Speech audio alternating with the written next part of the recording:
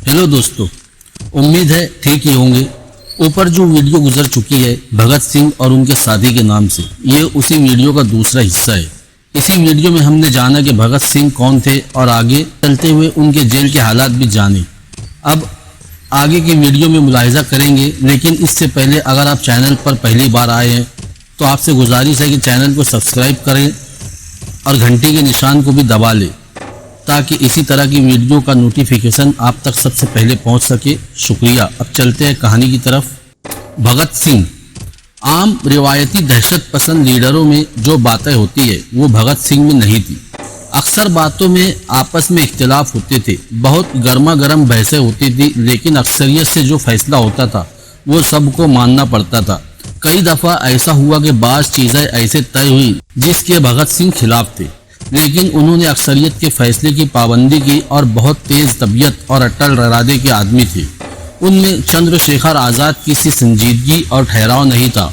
इसकी वजह से बाज़ वक्त वो गुस्से में कांपने लगते और ऐसे लोगों की खूब खबर लेते जो अपनी राय पर कायम न रह पाते, लेकिन वो कभी किसी की दिल आज़ारी नहीं करते थे। अगर उनकी बातों से किसी का दिल दुख जाता तो वो उस खुलूस और सच्चाई से माफ़ी मांगते कि किसी शख्स के भी दिल में उनके खिलाफ किसी किस्म का जज्बा परवरिश ना पा सकता।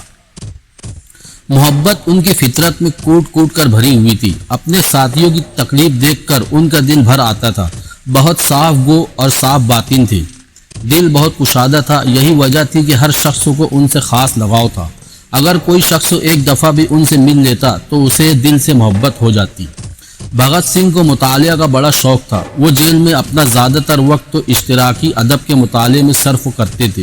ये कहना तो मुबालिगा होगा कि वो मार्कस के पैरू बन गए थे, लेकिन अपने मुताले और मुबाहिसे और ख़ास तौर से बैरूनी हालात, मसलन शोलापुर में मार्शल लॉ के वाक़या, पिशावर के वाक़या, गढ़वाल सिपाहियों और उनके लीडर चंद्रशेखर की बहादुरी और हुब्बुल वतनी के वाक़यात से वो इस नतीजे पर पहुंचते थे कि मस्के मुसल्ला सरगर्मी उसी वक्त तो कामयाब हो सकती है जबकि वो अवामी तहरीक के साथ उसका जुज़्व बनकर हो और अवामी तहरीक की ज़रूरियात की पूरी तरह पाबंद हो। सोवियत यूनियन से हम सबको बड़ी मोहब्बत थी। जेल के मुताले ने उस मोहब्बत में और इजाफा कर दिया। चुनांचे 1930 में अक्टूबर के इनकलाब की सालगिरह के मौके पर हमने सोवियत यूनियन को पयाम तहनीत भेजा, उसकी कामयाबी पर खुशी का इजहार किया और इस अहद को दोहराया था कि हम सोवियत स्टेट की इसकी दुश्मनों से बचाने के लिए हर किस्म की इमदाद करेंगे। हुकूमत का फैसला। पूरे मुकदमे के दौरान हमने इसी पॉलिसी पर अमल किया जो हमने शुरू में तय की थी, यानी अपने नज़रियों का ज़्यादा से ज़्यादा प्रोपेगंडा किया जाए। हमारी इस पॉलिसी की कामयाबी से और ख़ास तौर पर इस वजह से कि अखबारों ने हमारे मुकदमे को इतनी शोहरत दी कि हुकूमत बेहद खफा थी। हुकूमत हर वक्त तो इसकी कोशिश करती थी कि हमें झुका दे। हमने भी मुसम्मम इरादा कर लिया था कि कभी हुकूमत के ऐसे अहकाम नहीं मानेंगे जिनसे हमारी जिल्लत हो। पुलिस और अदालत के सामने कभी नहीं झुकेंगे। उसका नतीजा ये था कि अक्सर टक्कर हो जाती, पुलिस से लड़ाई हो जाती और मुकदमा कई कई रोज़ मुलतवी हो जाता। उसका असर ये होता था कि हुकूमत के दिवालियापन की अच्छी तरह पोल खुलती, हमारी ज़्यादा से ज़्यादा शोहरत होती और आम लोगों की हमदर्दी हमसे बढ़ती। मजिस्ट्रेट के सामने 9 महीने तक हमारा मुकदमा चलाने के बाद कार्रवाई एकदम रुक गई। बावजूद के अभी सिर्फ चंद ही गवाह पेश हुए थे और वाइसराय ने यह बतलाते हुए कि गैर मामूली हालात पेश आ गए हैं और अमन व अमान को ख़तरा लाहिक हो गया है, एक ख़ास आर्डिनेंस निकाला जो 1930 का लाहौर साजिशी मुकदमे का आर्डिनेंस कहलाता है। ये अपनी किस्म का पहला हुक्म था। उसकी रौ से ये तय किया गया कि हमारा मुकदमा एक खास अदालत में चले और अगर वो ज़रूरत समझे तो हमारी गैर हाजिरी में भी कार्रवाई जारी रखी जा सके। अदालत में वकील मुल्जिम या मुल्जिम के गवाहों का मौजूद रहना कुछ ज़रूरी नहीं था। यह अदालत हर किस्म की सज़ा हत्ता के फांसी की सज़ा भी दे सकती थी और सब पर तरफा ये कि उसके खिलाफ कहीं अपील नहीं हो सकती थी। कोई भी हुकूमत जो अपने को महज़ब कहती है इस किस्म के कानून को नहीं बना सकती। हुकूमत का इससे मकसद ये था कि हम इस मुकदमे को अपने इनकलाबी प्रोपेगेंडे के लिए इस्तेमाल न कर सके। साथ ही गालिबन एक चीज़ और उन्हें परेशान कर रही थी, वो ये कि जब सैंडर्स का कत्ल हुआ तो वहाँ एक ही पुलिस अफसर मिस्टर फारन मौजूद थे और मिस्टर फारन अदालत में भगत सिंह को पहचान नहीं सके। इस मुकदमे की वजह से सारे मुल्क में جو ہمدردی کی لہر دوڑ گئی تھی، اس کی وجہ سے بہت سارے سرکاری اہم گواہ حکومت کے خلاف ہو گئے تھے اور بہت ساروں کے متعلق اندیشہ تھا، اور 2 ساتھی جنہوں نے اقرار کر لیا تھا انہوں نے اپنا بیان واپس لے لیا تھا۔ حکومت کو خطرہ ہو گیا کہ اگر معمولی طریقے پر مقدمہ چلا تو اسے کامیابی نہ ہوگی۔ اس خاص عدالت میں مقدمہ چلا کر ابھی 2 ہفتہ بھی نہیں ہوئے تھے کہ توقع کے مطابق حکومت سے ٹکر ہو گئی۔ عدالت کے حاکم نے یہ حکم دیا کہ چونکہ ہم نے عدالت میں داخل ہوتے وقت نعرے لگائے تھے، اس لیے ہمیں ہتھکڑیاں پہنائی جائے۔ جب ہم نے عذر کیا کہ ہم مجسٹریٹ کی عدالت میں اور ہائی کورٹ میں بھی یہ نعرے لگاتے تھے اور انہوں نے کبھی کوئی اعتراض نہیں کیا، تو اس حاکم عدالت نے پولیس کو حکم دیا کہ زبردستی کی جائے۔ وکیلوں اور دوسرے بہت سارے لوگوں کے سامنے پولیس کی ایک بہت بڑی جمعیت نے لاٹھیوں اور بندوقوں کے کندھوں سے ہم پر حملہ کر دیا۔ ہم لوگ نہتے تھے لیکن ہم لڑتے گئے۔ ہم دشمن کے مقابلے میں ظاہر ہے کہ بہت کمزور تھے، لیکن ہمارے سر، ہاتھ اور سینے پر لاٹھیاں اور کندھے برسنے لگے۔ زمین پر گرنے کے بعد بھی ہمیں ٹھوکروں اور لاٹھیوں سے مارا گیا۔ ہم سب زخمی ہو گئے، سارے جسم سے خون بہنے لگا اور اسی حالت میں زبردستی ہمیں عدالت کے باہر کھینچ کر لے گئے۔ زخم اتنے شدید آئے تھے کہ ہمارے کئی ساتھی کئی دن تک چل پھر نہیں سکے۔ ہم نے مطالبہ کیا کہ حکم واپس لے لیا جائے اور اس کا یقین دلایا جائے کہ اس قسم کا برتاؤ آئندہ نہیں کیا جائے گا۔ حکومت اس کے لیے تیار نہیں تھی۔ عدالت کے اراکین میں ہندوستانی صرف و آغا حیدر تھے۔ اس واقعے کا ان پر اتنا اثر ہوا کہ انہوں نے ایک بیان دیا کہ ہتھکڑیاں پہناتے یا قوت استعمال کرنے کے حکم سے ان کا کوئی تعلق نہیں ہے۔ چند دن بعد عدالت کے اراکین میں تبدیلی کر دی گئی اور آغا حیدر ہٹا دیے گئے۔ اس کے بعد بغیر ملزم کے وکیلوں اور بغیر صفائی کے گواہوں کے مقدمہ چلتا رہا، اور وہ بھی ایسی عدالت میں جہاں ایک جج اسی لیے ہٹا دیا گیا تھا کہ اپنی آزاد رائے رکھتا تھا اور انصاف کے اصولوں سے ہٹنا نہیں چاہتا تھا۔ ایسی عدالت سے جس قسم کے انصاف کی توقع تھی وہ ظاہر ہے۔ 5 مہینے تک مقدمے کا کھیل کھیلنے کے بعد اس عدالت نے اکتوبر 1930 میں اپنا فیصلہ سنا دیا۔ بھگت سنگھ، راج گرو اور سکھدیو کو پھانسی کی سزا دی گئی، 7 کو حبس دوام کی اور باقی کو لمبی قید کی سزائیں۔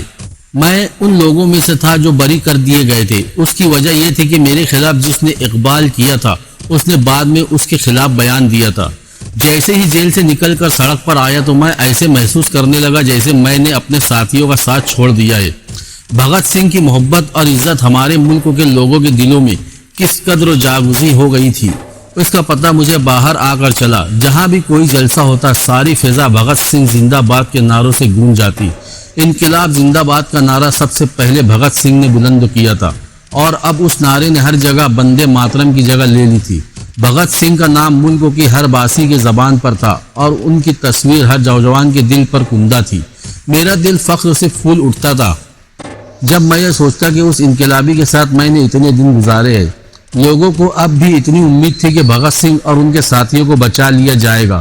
ہر شخص یہ سمجھ رہا تھا کہ کانگریس اور حکومت میں آج کل سمجھوتے کی بات چیت ہو رہی ہے، اس میں ایک شرط یہ بھی ضرور ہوگی کہ ان بہادروں کو رہا کر دیا جائے تو کم از کم موت کی سزا کو قید کی سزا میں بدل دیا جائے گا۔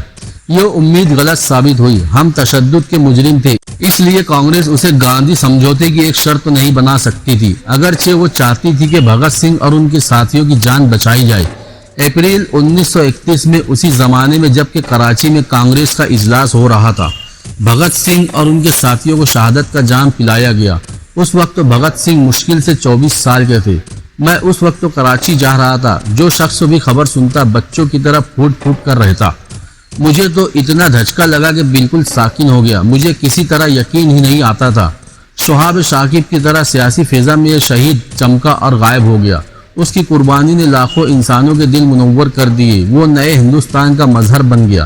اس نے یہ مثال چھوڑ دی کہ کس طرح موت کے سامنے سینہ سپر ہونا چاہیے، سامراجی قوت کے مقابلے کے لیے کس قدر قوت ارادی چاہیے، اور اسی کے بل پر سامراج کے کھنڈر پر ہم نے اپنے دیش میں عوام کی حکومت قائم کر سکتے ہیں۔ چندر شیکھر آزاد 1930 کی انقلابی تحریک میں جو نوجوان شریک ہوئے ان کے لیے چندر شیکھر آزاد کا نام ایک تاریخی اہمیت رکھتا ہے۔ ان کی ذات نوجوان کو گرماتی اور متحرک کیا کرتی تھی۔ وہ 1925 کے کاکوری کے ریل کے واقعے میں شریک تھے، لیکن وہ پولیس کے ہاتھ نہیں لگ سکے۔ पुलिस उनके पीछे सरगर्दा थी। वो अगर कहीं उसके हाथ लग जाते तो फांसी के तख्ते के सिवा उनके लिए कोई दूसरी जगह न होती, लेकिन उसके लिए बावजूद वो एक दिन भी खामोश न बैठ सके। उन्हें पार्टी को मुनज़्ज़म करने का बड़ा मलका था। चुनांचे काकोरी की गिरफ्तारियों के बाद वो भगत सिंह और सुखदेव के साथ पार्टी के नए सिरे से तंजीम करने लगे। बहुत सारी चीजों में वो भगत सिंह से बिल्कुल मुख्तलिफ थे। बहुत खामोश और बिल्कुल पुरसुकून रहते। खास तौर पर जब कोई मुसल्लह कार्रवाई रहबरी कर रहे हो, परेशानी कभी छू न जाती। उनके आसाब गोया फौलाद के बने हुए थे। उनमें भगत सिंह की सी वुसअत नजरी और जहनी और इल्मी काबिलियत नहीं थी। उन्हें चूंकि पढ़ने लिखने का मौका कम मिला था, इसलिए नए नए ख्यालात जो उस जमाने में हमारी पार्टी में दाखिल हो रहे थे, जज्ब करने में उन्हें जरा दिक्कत होती थी। जब हमने अपनी पार्टी का नाम बदलकर हिंदुस्तान सोशलिस्ट रिपब्लिक एसोसिएशन रखा तो उन्होंने उसे मंजूर कर लिया, लेकिन मेरा ख्याल है कि उनके नज़दीक इन सब चीज़ों की कुछ इस कदर ज़्यादा अहमियत नहीं थी। वो अमल के पुजारी थे और उन्हें नज़रिए से ज़्यादा काम से दिलचस्पी थी। उनके जैसा बहादुर आदमी इस धरती ने शायद ही पैदा किया हो। किसी मुसल्लह कार्रवाई के लिए जिस काबिलियत से वो इंतज़ाम करते थे और जिस तरह रुकावटों पर वो काबू हासिल करते थे, वो किसी दूसरे इंसान के बस की चीज़ नहीं थी। वो तवाना थे, आसाब फौलादी थे और उनमें गैर मामूली कुव्वत और फुर्ती थी। उन सब के साथ वो हम में सबसे अच्छे निशाना बाज थे। यही वजह थी कि पंजाब, यूपी और बिहार जहां वो काम करते थे, उनके नाम से पुलिस के अफसरों में थरथरी छूट जाती थी। किसी आदमी से, हत्ता के भगत सिंह से भी इतनी दहशत पुलिस वालों को नहीं थी। लेकिन इसके माना ये नहीं कि वो एक खून के प्यासे और वहशी इंसान थे, जैसा कि पुलिस अफसर उनको पेश करने की कोशिश करते हैं, बल्कि उनमें बड़ी खूबियां थी। हमेशा हंसते रहते, हर वक्त मजाक करते रहते, अपने साथियों को हंसाते, उनकी हर मुश्किल और हर ज़रूरत का ख्याल रखते और उनकी मदद करते। जो भी उन्हें जानता था न सिर्फ उनकी इज्जत करता था बल्कि मोहब्बत करता था।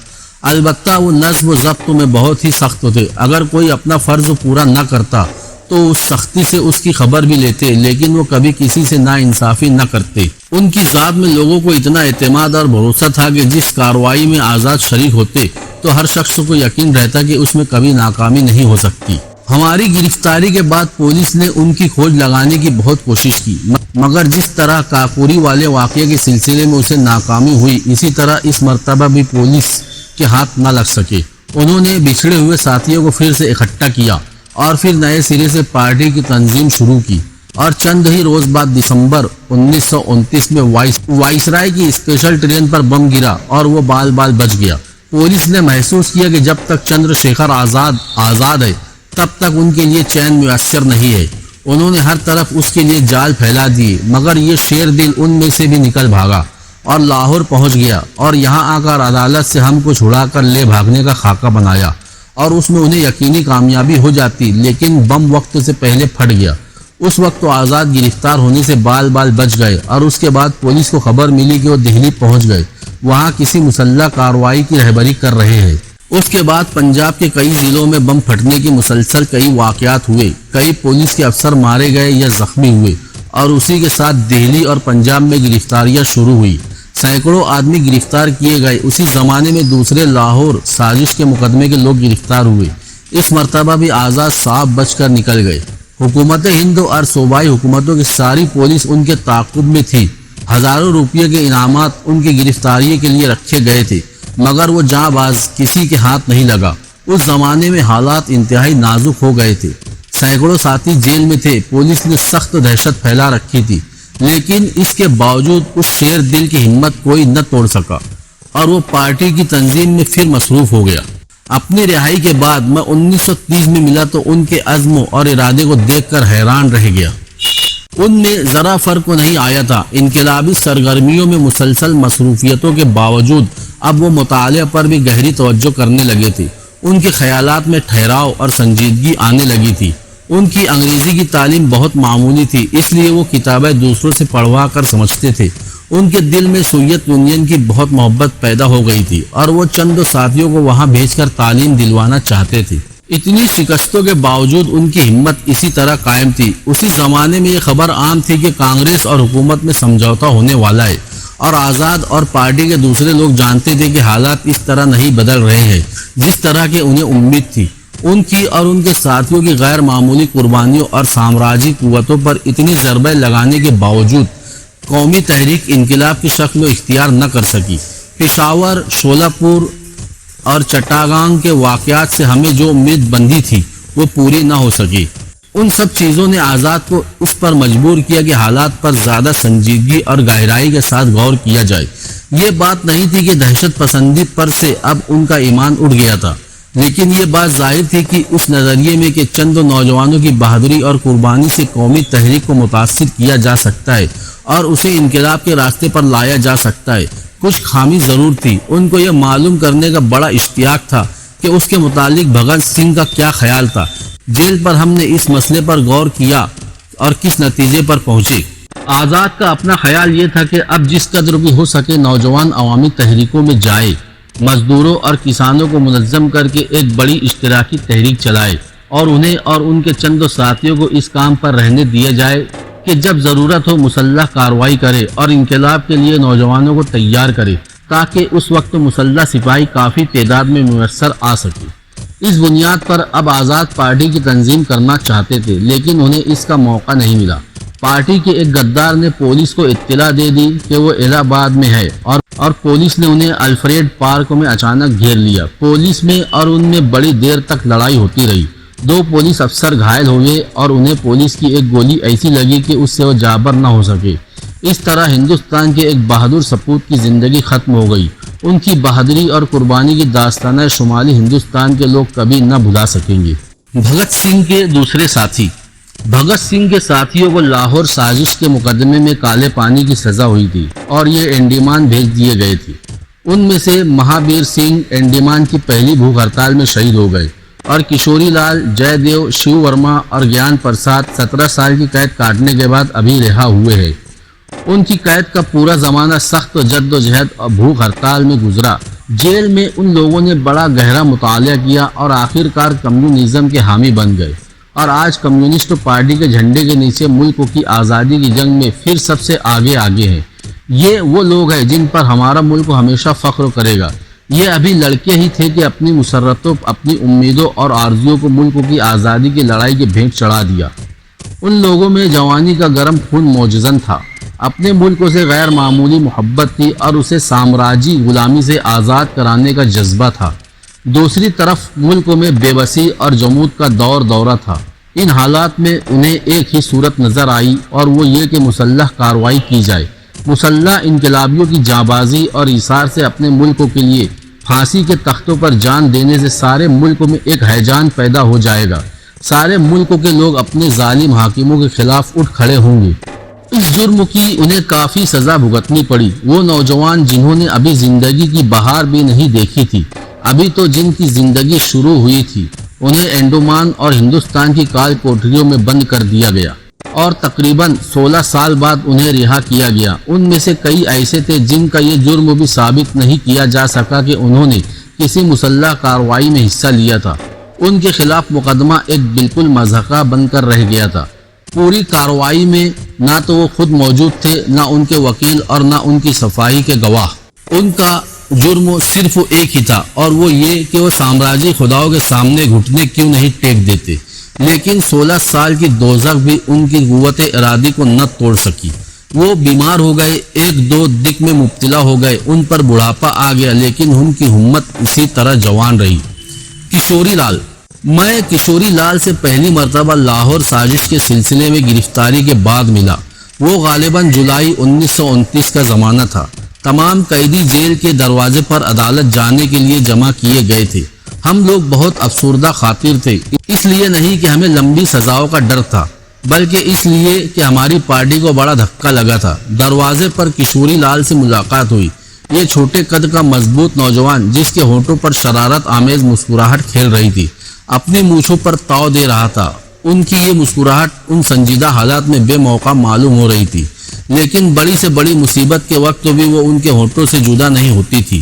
چاہے کسی قسم کا واقعہ ہو جائے، کوئی مصیبت کیوں نہ پیش آ جائے، ہر چیز میں وہ ہنستے ہنسانے کی کوئی بات نکال لیتے تھے اور اس بات سے خود ہی لطف نہ اٹھاتے بلکہ ہم سب کو سنا کر ہنساتے۔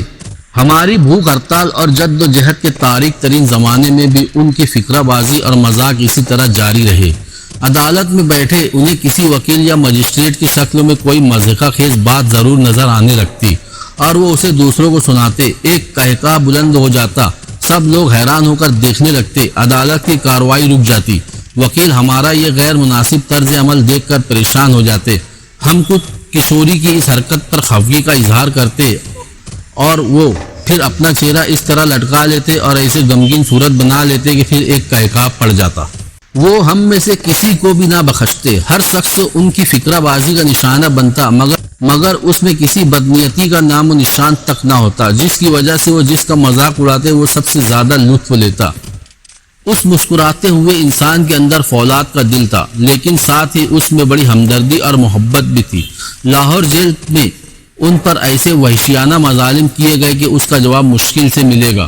پولیس چاہتی تھی کہ وہ پارٹی کے تمام راز ظاہر کر دے، مگر پولیس کو بھی معلوم ہو گیا کہ اسے کیسے آدمی کا سامنا ہے، وہ اس پر مصیبتوں کا پہاڑ توڑ دیتے اور وہ مسکراتا رہتا۔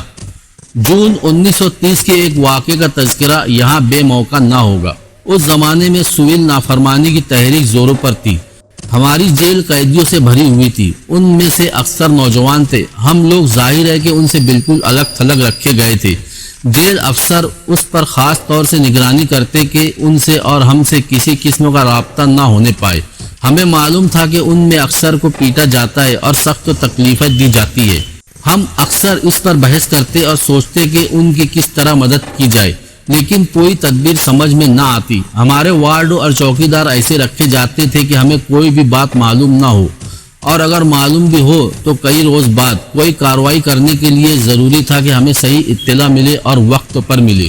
کشوری نے ہمت نہیں ہاری، انہیں لوگوں سے دوستی پیدا کرنے اور ان سے کام نکالنے کا بڑا ملکہ حاصل تھا۔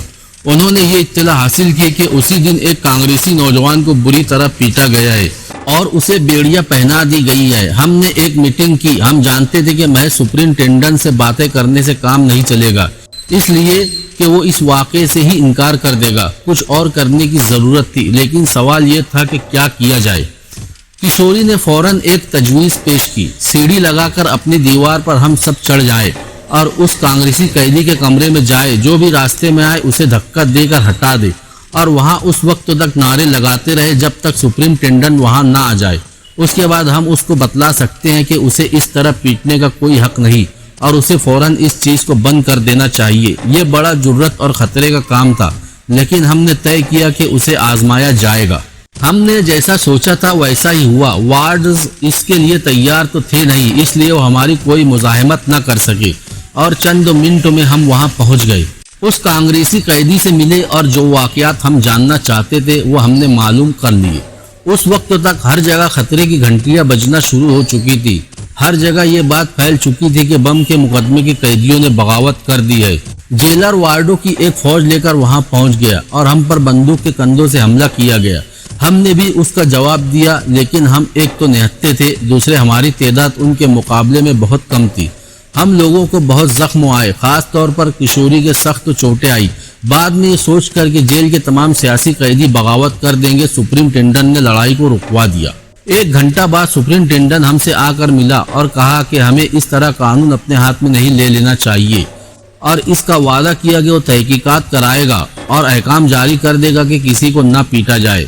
وہ اس وعدے پر بہت دن قائم نہیں رہا، لیکن کم از کم وقتی طور پر حالات بہتر ہو گئے۔ کشوری اس دن کا ہیرو تھا۔ کشوری کو کالے پانی کی سزا ہوئی۔ آج تک ان میں وہی ہمت، چہرے پر اسی طرح مسکراہٹ کھیلتی ہے جس مسکراہٹ نے انہیں ہم سب میں اتنا مقبول بنا دیا تھا۔ انہوں نے جیل میں کافی مطالعہ کیا اور کمیونزم کی راہ پر آ لگے۔ یہی وجہ تھی کہ سامراجی حکومت ان سے اتنی نفرت کرتی تھی۔ نوکر شاہی اور پنجاب کے زمینداروں اور اناج چوروں کی حکومت جانتی تھی کہ پنجاب کے کسانوں میں کمیونزم کی تحریک کس طرح پھیل رہی ہے، اور لال جھنڈے کے نیچے منظم ہو کر کسان ایک دن اس کا خاتمہ کر دیں گے۔ اس لیے کشوری کو اس وقت تک رہائی نہ مل سکی جب تک حالات نے نوکر شاہی کو اس پر مجبور نہ کر دیا۔ شیو ورما لاہور سازش کی قیدیوں میں شیو ورما سب سے سنجیدہ تھے۔ وہ سب سے زیادہ پڑھتے اور بیرونی حالات اور انقلابی تحریک پر کافی غور و خوض کرتے تھے۔ ہم سب جانتے تھے کہ ہمیں کم سے کم جو سزا ملے گی وہ کالے پانی کی سزا ہوگی، اور خیال تھا کہ انہیں تو شاید سب سے بڑی سزا ملے، اس لیے کہ وہ मरकजी कमेटी के रुकन थे और यूपी में पार्टी के ऑर्गेनाइजर थे। हमें शुरू ही में उसकी हवा मिल गई थी कि शायद हुकूमत इसका मुतालबा करे कि कम से कम मरकजी कमेटी के तमाम मेंबरों को फांसी की सजा दी जाए। उनका इस कदर मुताले में मसरूफ रहना हमें बेमौका मालूम होता था, इसलिए हम अक्सर उन पर मजाक उड़ाया करते थे। मुताले के अलावा एक और चीज़ जिसमें उन्हें बड़ी दिलचस्पी थी वो शतरंज थी। वो खेलते भी बहुत अच्छा थे। मैं शिव से मुकदमे के पहले भी कई मरतबा मिला था, लेकिन पार्टी के उसूल के मुताबिक मैंने उनसे कभी ये न पूछा कि वो कौन है, कहाँ के है। अगरचे कई मरतबा मेरा जी बहुत चाहा।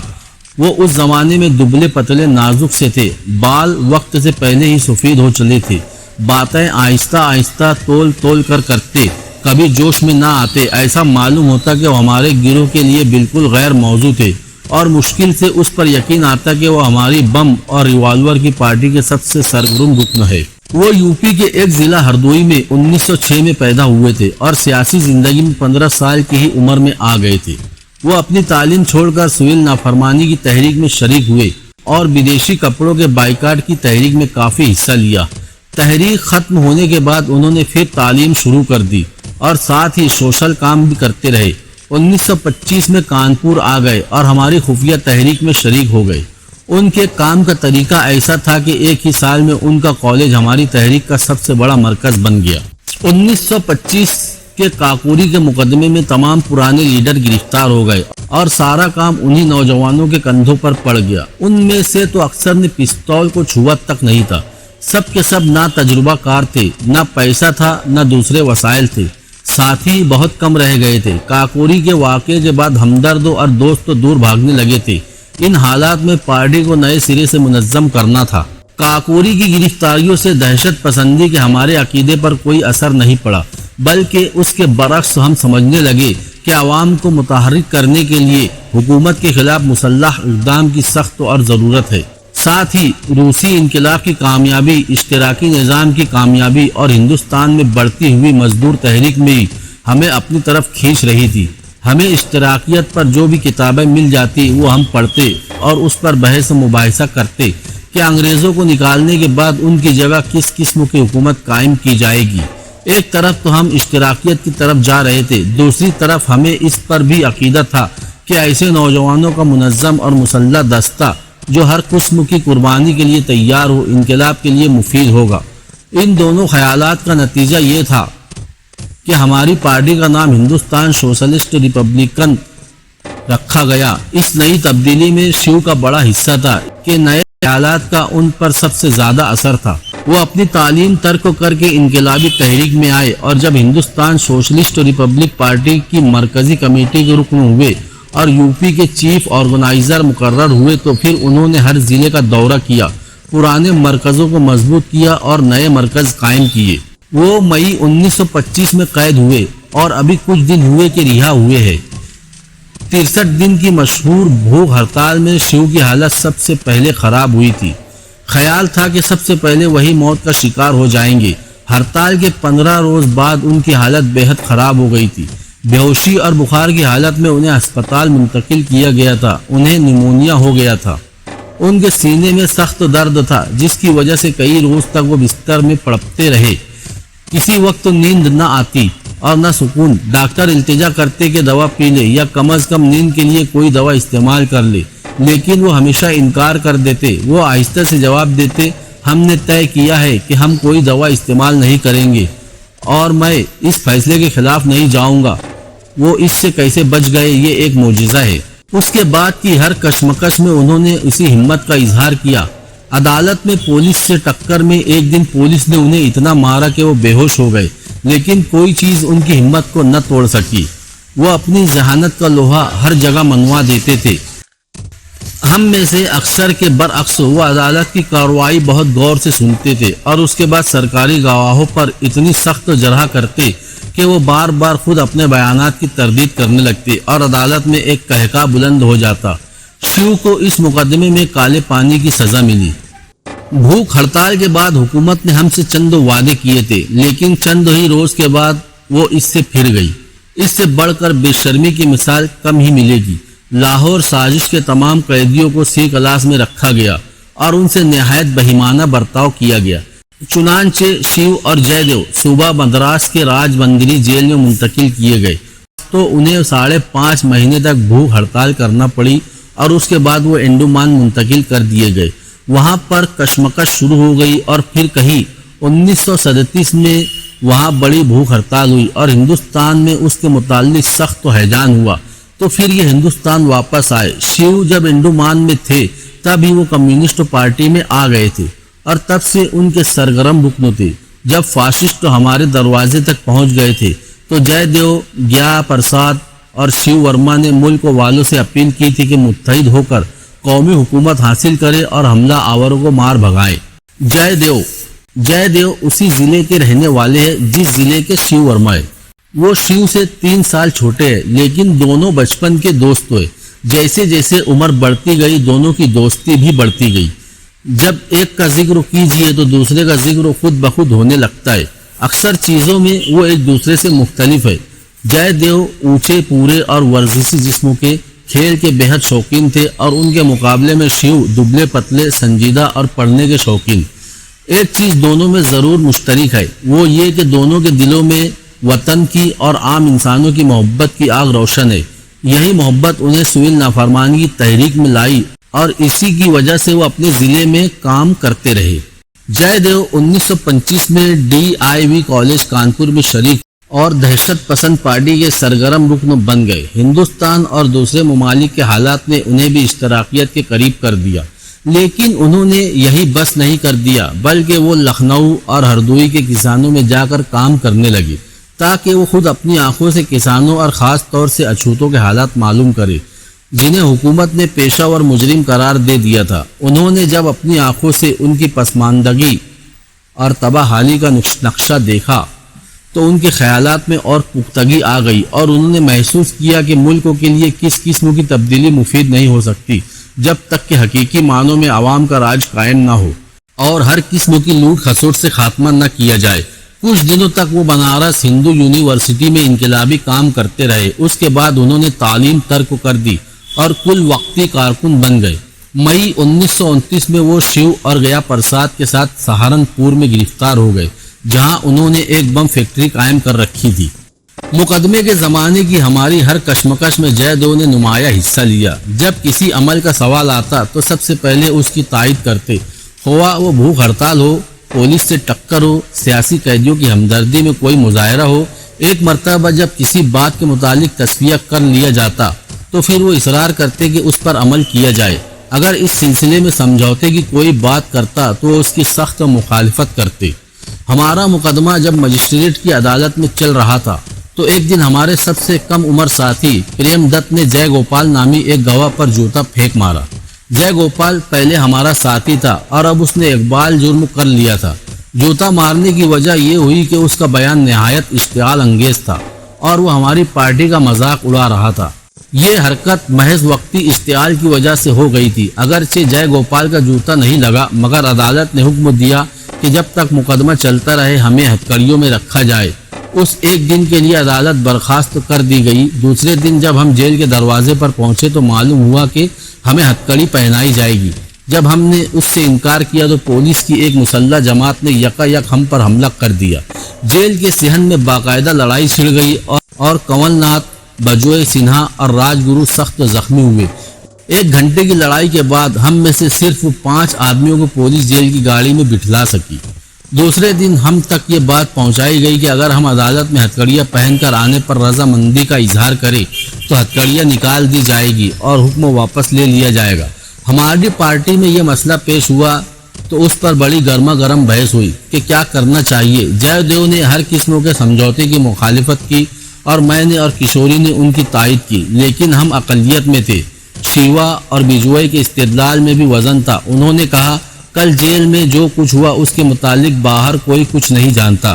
غیر مسلح قیدیوں پر لاٹھی چارج چونکہ جیل کے اندر ہوا اس لیے اس کے متعلق اخباروں میں کوئی رپورٹ نہیں چھپی۔ اگر مجسٹریٹ ہتھکڑیاں نکالنے سے انکار کرے تو ہم پھر لڑ سکتے ہیں اور اب کی یہ لڑائی عدالت میں ہوگی اور لوگوں کو یہ معلوم ہوگا کہ قانون کے نام پر کس قدر وحشیانہ برتاؤ ہمارے ساتھ کیا جاتا ہے۔ استدلال میں وزن تھا، اس لیے سب کو ماننا پڑا۔ کشوری جن کے چہرے سے کبھی مسکراہٹ ہٹتی نہیں تھی، ہتھکڑی پہنتے وقت تو ان کی آنکھوں میں آنسو بھر آئے۔ مجسٹریٹ نے جو وعدہ کیا تھا اس سے وہ پھر گیا۔ پولیس افسروں کی آنکھوں میں فتح اور خوشی کی چمک آ گئی۔ وہ سمجھتے تھے کہ انہوں نے ہمیں نیچا دکھلا دیا ہے۔ جے دیو سر جھکائے بیٹھے تھے، شرم اور ذلت سے ان کی آنکھیں نیچے تھی۔ کھانے کا جب وقفہ ہوا تو ہمارا ایک ہاتھ کھول دیا گیا اور ہم نے طے کیا کہ اب ہم ہتھکڑی نہیں پہنانے دیں گے۔ اس کے بعد عدالت میں ایسا منظر پیش آیا کہ اس کی مثال شاید ہی کسی عدالت میں ملتی ہو۔ ہمارے ایک ہاتھ میں ہتھکڑی تھی اور اس کے باوجود 50 مسلح پولیس کے سپاہیوں اور افسروں نے ہم پر حملہ کر دیا۔ ہمارے سروں پر لاٹھیاں برسائی اور جب ہم نیچے گر پڑے تو جوتوں سے ٹھوکریں لگائی۔ وہ ہمیں کھینچتے ہوئے عدالت میں لائے اور اسی طرح ڈال دیا جیسے سن کے بورے لا کر ڈالے جاتے ہیں۔ شیو جس کے سر میں سخت چوٹ آئی تھی وہ بے ہوش ہو گئے تھے۔ باز کے خون نکل رہا تھا اور اکثر کے سارے جسموں پر چوٹیں آئی تھی۔ جے دیو چونکہ سب سے قوی تھے اس لیے ان پر توجہ بھی سب سے زیادہ کی گئی تھی۔ انہیں کئی آدمیوں نے پکڑ لیا اور بہت پیٹا۔ ان کے سر میں سخت چوٹ آئی تھی۔ عدالت میں آ کر انہوں نے بڑی زوردار تقریر کی جس میں مجسٹریٹ اور حکومت کی خوب باتیں سنائی اور جو لوگ وہاں موجود تھے ان کو مخاطب کر کے کہا کہ وہ گواہ رہیں کہ ہمارے ساتھ کس قسم کا وحشیانہ سلوک کیا جاتا ہے۔ دوسرے دن ہتھکڑی پہنانے کا حکم منسوخ کر دیا گیا۔ جے دو کے خلاف کوئی ثبوت پیش نہیں کیا جا سکا، لیکن حکومت کے لیے اس قدر کافی تھا کہ وہ بم فیکٹری میں موجود تھے اور انہیں کالے پانی کی سزا دے دی گئی۔ ان کی جیل کی ساری زندگی کشمکش سے بھری ہوئی رہی۔ راج مندری جیل میں انہوں نے 5.5 مہینے تک بھوک ہڑتال کی۔ پنڈت مالویا اور دوسرے لیڈروں کی مداخلت پر انہوں نے ہڑتال ترک کی۔ ایک مرتبہ انہیں کوڑے تک لگائے گئے۔ انڈومان کی ہر کشمکش میں جے دیو نے نمایاں حصہ لیا۔ وہیں وہ کمیونسٹ پارٹی میں آ گئے اور جیل کے اندر اس کے آرگنائزر مقرر ہوئے۔ کچھ عرصے تک اس کے سیکریٹری بھی رہے اور جیل سے پارٹی کا جو انگریزی اخبار کال نکلتا تھا اس کے کچھ دن ایڈیٹر بھی رہے۔ یہ ہندی کے بہت اچھے ادیب ہے، بہت اچھے مقرر ہے اور انہوں نے مارکسزم کا بہت گہرا مطالعہ کیا ہے۔ اور جب کہ وہ رہا ہو گئے، ملک کی آزادی کی آخری لڑائی میں وہ نمایاں حصہ لے رہے ہیں۔ انہوں نے 16 سال سے زیادہ جیل میں گزارے۔ سخت مصائب سے انہیں گزرنا پڑا۔ کئی مرتبہ بھوک ہڑتال کرنی پڑی، کئی بار پولیس کی لاٹھیاں کھانی پڑی، لیکن یہ سب چیزیں نہ تو ان کی ہمت توڑ سکی اور نہ ان کی جسمانی طاقت۔ عمر کے ساتھ ان میں سنجیدگی اور گہرائی آ گئی، مگر جس جذبے نے انہیں 13 سال کی عمر میں آزادی کی جنگ میں دھکیل دیا تھا وہی جذبہ آج بھی ان میں موجود ہے۔ ڈاکٹر گیا پرساد ہندوستان سوشلسٹ ریپبلکن کے اکثر رکنوں اسکولوں کے طالب علم تھے، لیکن ڈاکٹر گیا پرساد تعلیم سے فارغ ہو چکے تھے۔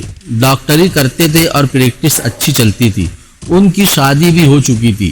1921-22 کی سویل نافرمانی کی تحریک میں انہوں نے غیر معمولی حصہ لیا تھا۔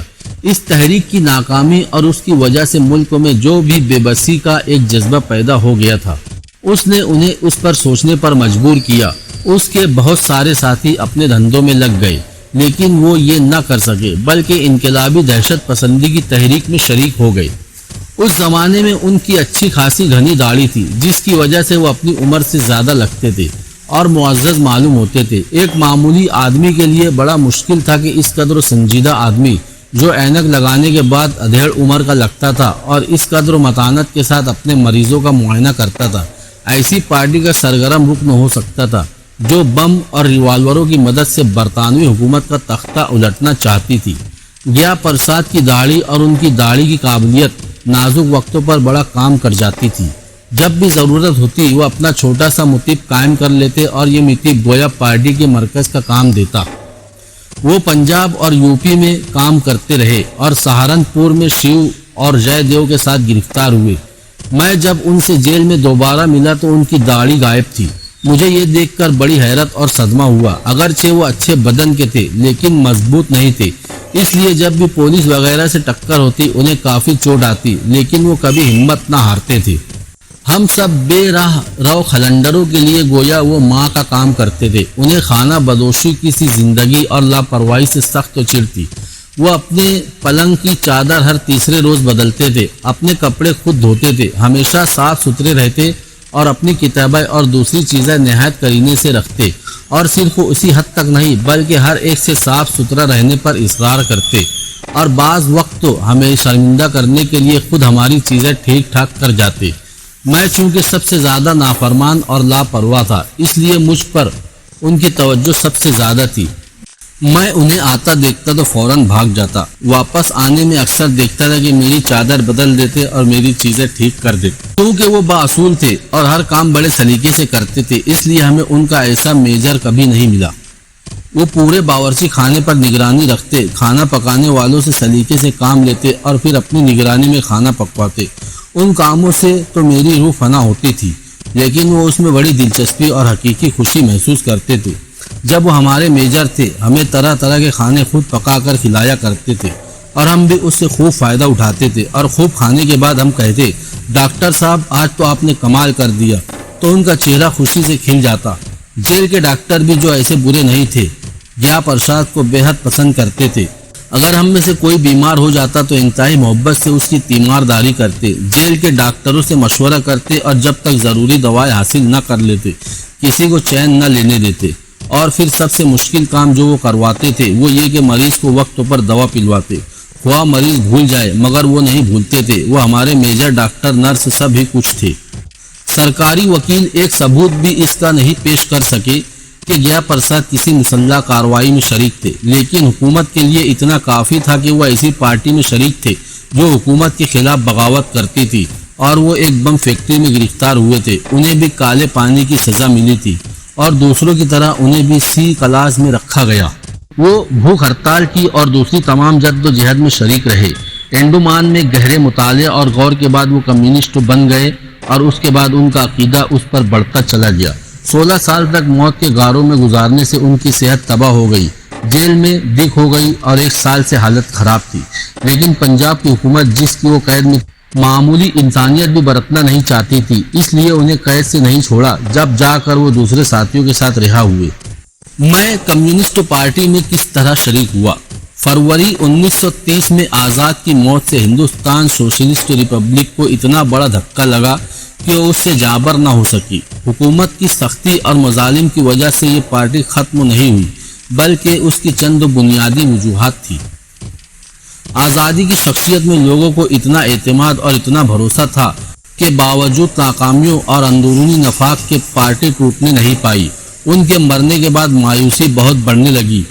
کیلاش پاٹھے جیسے سرگرم لیڈروں کے دھوکے سے پارٹی کے کارکنوں کو بہت دھکا پہنچا۔ لوگوں کو یہ بھی معلوم ہوا کہ آزاد کی موت بھی اسی لیے ہوئی کہ ایک دوسرے مشہور ساتھی نے دھوکہ دیا تھا۔ کسی کو کسی پر بھروسہ نہیں رہا، ہر شخص دوسرے کو شبہ کی نظر سے دیکھتا، ہر شخص ایک دوسرے پر الزام رکھتا اور اس سے فضا اور خراب ہونے لگی۔ پولیس کے ایجنٹ جو پارٹی میں گھس آئے تھے انہوں نے اس سے خوب فائدہ اٹھایا۔ پھر بعض خود غرضوں نے پیسے ادھر ادھر کر دیے، بعض نے ذاتی اغراض کے لیے ڈاکے ڈالے۔ اخلاقی حالت بہت گر گئی۔ انہی حالات سے بددل ہو کر اکثر نے سیاست سے کنارہ کشی کر لی۔ انہیں نہ دہشت پسندی میں اعتماد رہا، نہ اپنے ساتھیوں میں، نہ اپنی ذات میں اور نہ ہی ملک کی آزادی میں۔ وہ اب کہنے لگے کہ اس ملک میں کچھ نہیں ہو سکتا، یہ ڈرپوک لوگوں کا اور غداروں کا ملک ہے۔ پولیس نے آہستہ آہستہ بہت ساروں کو گرفتار کر لیا اور بڑی بڑی سزائیں دی۔ جو اس سے بچ رہے انہوں نے ہر چیز سے کنارہ کشی اختیار کر لی۔ آزاد اور بھگت سنگھ نے جس پارٹی کو اپنی بے غرض قربانیوں اور اپنے خون سے سینچ کر پروان چڑھایا تھا، آج اندرونی خلفشار اور بیرونی حملے کی تاب نہ لا سکنے کی وجہ سے ختم ہو رہی تھی۔ یہ حقیقت ہمارے سامنے پوری طرح سے واضح ہو رہی تھی کہ درمیانی طبقے کے نوجوانوں پر مشتمل انقلابی جماعت لوگوں سے علیحدہ رہ کر محض اپنی انفرادی جد و جہد سے ملک کو بیدار اور متحرک نہیں کر سکتی، اور اس پارٹی کے اندرونی اتحاد اور جذبات کا انحصار لیڈروں کی شخصیت پر ہوتا ہے۔ زندگی کی حقیقتوں نے ہمیں خیالی دنیا سے نکال دیا۔ مجھے اب تک دہشت پسندی پر جو عقیدہ تھا وہ ان واقعات کے بعد بالکل جاتا رہا، لیکن سوال یہ تھا کہ اس کا بدل کیا ہے؟ گاندھی ارون سمجھوتے کے بعد اس سوال کا جواب اتنا آسان نہیں تھا۔ 1930 میں ایسا معلوم ہونے لگا تھا کہ کانگریس نے اعتدال پسندی کا اور دستوری طریقہ ختم کر دیا ہے، اور اب اس کے لیڈر انقلاب کے راستے پر ملک کو لے جانا چاہتے ہیں۔ لیکن گاندھی ارون سمجھوتے نے تمام امیدیں خاک میں ملا دی۔ کوئی شخص بھی اس ملک کی فتح نہیں کہہ سکتا، اور خاص طور سے اس کے بعد جو واقعات پیش آئے مثلاً باوجود سارے ملک کے مطالبے کے بھگت سنگھ، راجگرو اور سکھدیو کو پھانسی وغیرہ انہوں نے شبہات اور بڑھا دیے۔ ہر طرف بے بسی اور جمود کا دورہ تھا۔ چند ماہ کے پہلے کے شولہ پور، پشاور اور چٹانگانگ کے واقعات جنہوں نے سارے ملک میں بجلی دوڑا دی تھی، آج بھولے بسرے واقعات معلوم ہوتے تھے۔ جو کانگریسی ملتا تھا وہ سمجھوتے کی مذمت کرتا تھا اور ایسا معلوم ہوتا تھا کہ آل انڈیا کانگریس کمیٹی اسے کبھی منظور نہ کرے گی۔ میں کراچی اس امید میں گیا تھا کہ یا تو اس معاہدے کو مسترد کر دیا جائے گا یا کم از کم بہت بڑی تعداد اس کے خلاف آواز بلند کرے گی۔ وہاں سبھاش چندر بوس سے ملاقات ہوئی تو انہوں نے مجھ سے وعدہ کیا کہ وہ اپنی پوری قوت سے اس کی مخالفت کریں گے۔ انہوں نے ترقی پسند کانگریسیوں کے ایک جلسے میں تقریر کرتے ہوئے کہا، ہمارے اور برطانوی حکومت کے درمیان خون کے سمندر اور لاشوں کے پہاڑ حائل ہے۔ ہمیں کوئی قوت گاندھی ارون سمجھوتے کی منظوری دینے پر مجبور نہیں کر سکتی۔ جب کانگریس کا اجلاس شروع ہوا تو مجھے یہ دیکھ کر بڑی حیرت ہوئی کہ بجٹ کمیٹی کے جلسے میں انہوں نے اس سمجھوتے پر اعتراض تو ضرور کیا، لیکن اس کے ساتھ ہی یہ بھی کہا کہ وہ اس کے خلاف ووٹ نہیں دیں گے۔ کھلے اجلاس میں سوائے اس کے کہ چند ممبر غیر حاضر ہو گئے تھے اور صرف سر دیسائی اور چند دوسرے ممبروں نے مخالفت کی تھی، اصل و قرارداد بلا کسی خاص مخالفت کے منظور ہو گئی۔ مجھے اب پوری طرح سے ادھر سے بھی ناامیدی ہو گئی۔ اگر دہشت پسندی آزادی کا راستہ نہیں تھی تو قوم پرستوں کے بائیں بازو کی پالیسی بھی ہمیں آزادی کی منزل تک نہیں لے جاتی۔ میں سر دیسائی سے یہی کراچی میں پہلی مرتبہ ملا۔ اس ملاقات کے بعد جو ان سے گفتگو ہوئی تو اس کے بعد میں نے دہشت پسندی سے ہمیشہ کے لیے اپنا تعلق منقطع کر لیا۔ سر دیسائی پہلے کمیونسٹ تھے جنہیں میں نے اتنے قریب سے جانا تھا۔ اب تک میں بہت سارے سیاسی کارکنوں سے ملا تھا، مگر سوائے عینی انقلابی پارٹی کے میں نے کسی کو بھی صحیح معنوں میں انقلابی نہیں پایا جو ایک مقصد کے لیے اپنی زندگی وقف کر دے۔ سر دیسائی کے صرف خیالات ہی نہیں بلکہ اس کی شخصیت نے بھی مجھے اپنی طرف کھینچا۔ ہندوستان سوشلسٹ ریپبلک پارٹی کے دوسرے ممبروں کی طرح میری منزل مقصود بھی سوشلزم تھی۔ لاہور سازش کے سلسلے میں گرفتار ہونے سے قبل میں کچھ عرصے تک کانپور میں مزدور تحریک میں بھی کام کر چکا تھا۔ ہڑتالوں کے زمانوں میں مزدور جس جوش اور انقلابی جذبے کا اظہار کرتے تھے میں اس سے بہت متاثر ہوتا، لیکن ان کے لیڈر ہری ناتھ شاستری اور گوپی ناتھ کا مجھ پر کچھ اثر نہیں پڑا۔ وہ کسی طرح بھی انقلابی نہیں کہلا سکتے تھے، اس لیے میں یہ سمجھتا تھا کہ جس تحریک کے لیڈر ایسے ہو وہ تحریک انقلابی کیسے ہو سکتی ہے۔ اسے میں کانگریسی تحریک کا ایک جزو سمجھتا تھا۔ سر دیسائی کو میں نے ویسا ہی پایا جیسا کہ میرا انقلابی کا ایک تصور تھا۔ ہماری جو گفتگو کراچی میں ہوئی تھی وہ سرسری تھی، اس لیے کہ وہاں کانگریس کی ان ہنگامہ خیزیوں میں تفصیلی گفتگو کرنا ممکن نہیں تھا، لیکن ان باتوں نے مجھے بے حد متاثر کیا۔ جو خیالات میرے دل میں پہلے سے آ رہے تھے وہ مضبوط ہونے لگے اور اب یہ بات سمجھ میں آنے لگی کہ مٹھی بھر انقلابی نہ انقلاب لا سکتے ہیں اور نہ ملکوں کے بیدار اور متحرک کر سکتے ہیں۔ انقلاب ہی سے سامراجی حکمرانوں کا تختہ الٹایا جا سکتا ہے اور اس کے لیے صبر کے ساتھ اصولی طریقے پر کام کرنے کی ضرورت تھی تاکہ محنت کشوں کو انقلابی طریقوں سے ان کے روزمرہ کے مطالبات کی بنیاد پر منظم کیا جا سکے اور انہیں آخری لڑائی کے لیے تیار کیا جائے۔ صنعتی مزدور قومی تحریک میں بنیادی حیثیت رکھتے ہیں، اس لیے کہ وہ ریلیوں، جہاز، واق اور اہم کارخانوں میں کام کرتے ہیں اور جد و جہد میں بھی بہت اہم حصہ لے سکتے ہیں۔ محنت کشوں کا اندازہ ان لوگوں سے لگانا جو وقتی طور پر ان کی تنظیم پر حاوی ہے غلط ہے۔ محنت کش کیا کچھ کر سکتے ہیں اس کا اظہار وہ سائمن کمیشن کے بائیکاٹ اور دوسری بہت ساری جد و جہد میں کر چکے ہیں۔ اس وقت کا سب سے اہم کام یہی ہے کہ مزدوروں کو ان کے اعتدال پسند لیڈروں سے بچایا جائے، ان میں انقلابی بیداری پیدا کی جائے اور یہ احساس پیدا کیا جائے کہ ملکوں کو آزاد کروانے میں وہ کیا حصہ لے سکتے ہیں۔ پارٹی میں شرکت۔ کراچی سے واپس آنے کے بعد میں کانپور کی مزدور سبھا میں کام کرنے لگا تھا۔ اسی زمانے میں مجھے جو کتابیں مل جاتی وہ بھی پڑھتا رہتا۔ چند مہینے تک رائے سے بھی میرا رابطہ رہا، اس لیے کہ مجھے کمیونزم اور رائے کی پالیسی میں فرق معلوم نہیں تھا اور رائے کو میں کمیونسٹ سمجھا کرتا تھا، لیکن بعد میں چل کر جب میں حقیقت سے واقف ہوا تو پھر رائے سے تعلق منقطع کر لیا۔ 1931 میں مجھے فرضی الزامات پر گرفتار کر لیا گیا اور اس کے بعد 1.5 سال جو میرے جیل میں گزرے وہ میں نے مطالعے میں صرف کی۔ اسی زمانے میں ایک اتفاقی بات پیش آئی۔ سر دیسائی جو اسی زمانے میں گرفتار ہوئے تھے کچھ ہفتے کے لیے میرے ہی بیرک میں رکھے گئے۔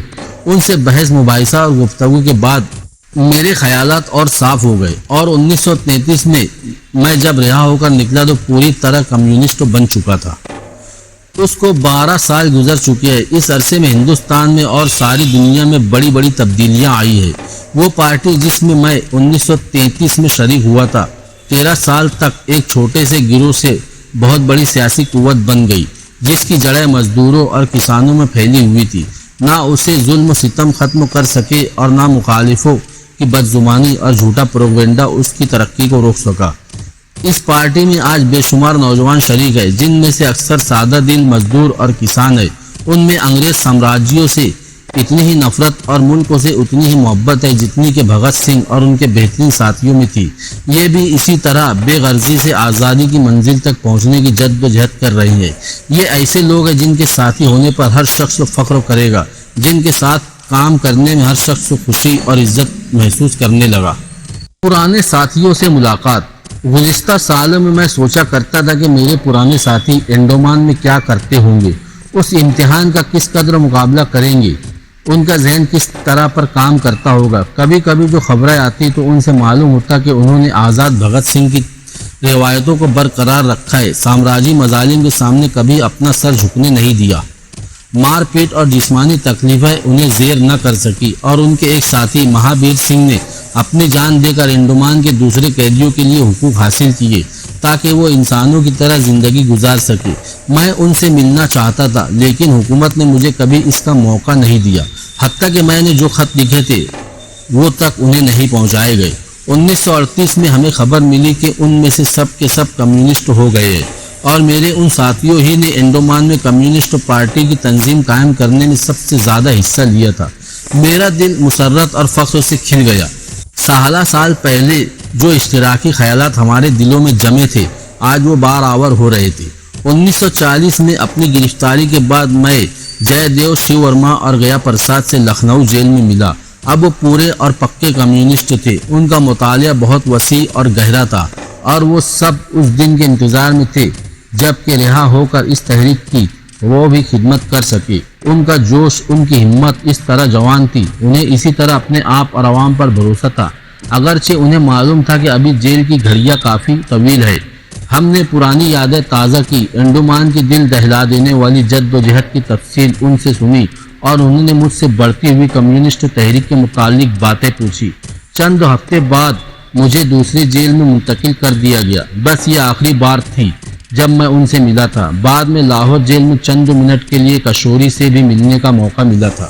ان لوگوں کو پارٹی سے بہت محبت اور حقیقت رہی ہے، اس لیے وہ جیل میں نہ صرف مارکسزم کا مطالعہ کرتے رہے بلکہ پارٹی کی سرگرمیوں سے بھی اپنے کو باخبر رکھا۔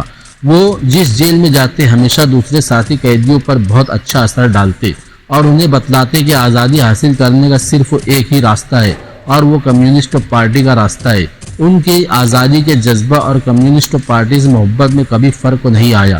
جب جاپانیوں کے حملے کا خطرہ بڑھا تو باوجود کہ انہیں معلوم تھا کہ ان کے رہا ہونے کے امکانات بہت کم ہیں، اور اگر جاپانی حملہ کامیاب ہو گیا تو ان کا کیا حشر ہوگا، انہوں نے لوگوں سے اپیل کی کہ آخری قطرہ خون تک مادر وطن کی حفاظت کرے۔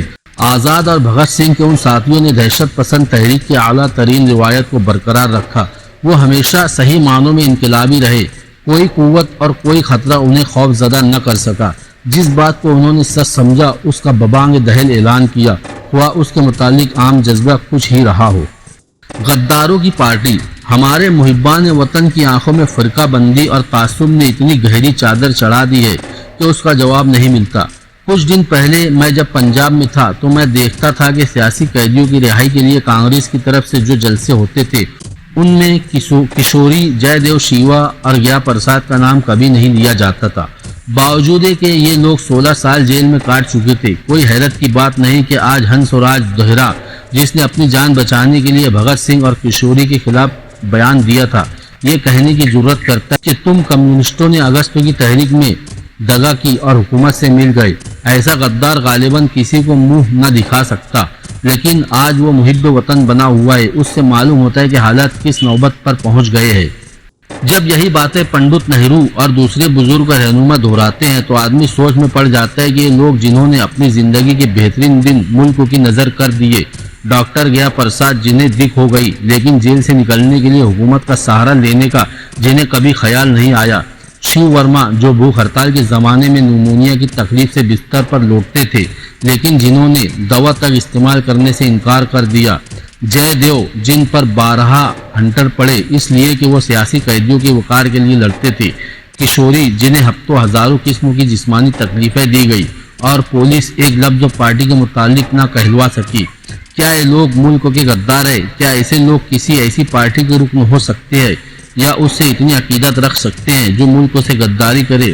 پنڈت جی کو یہ کہتے وقت تو ذرا اس پر غور کرنا چاہیے۔ دوستو، یہاں پر اس کتاب کا اختتام ہوا۔ جلد ہی ملیں گے کسی دوسری ایسی ہی کہانی میں، کسی دوسری یا ایسی اسٹوری میں۔ تب تک کے لیے اپنا خوب سارا خیال رکھے۔ جے ہند، خدا حافظ۔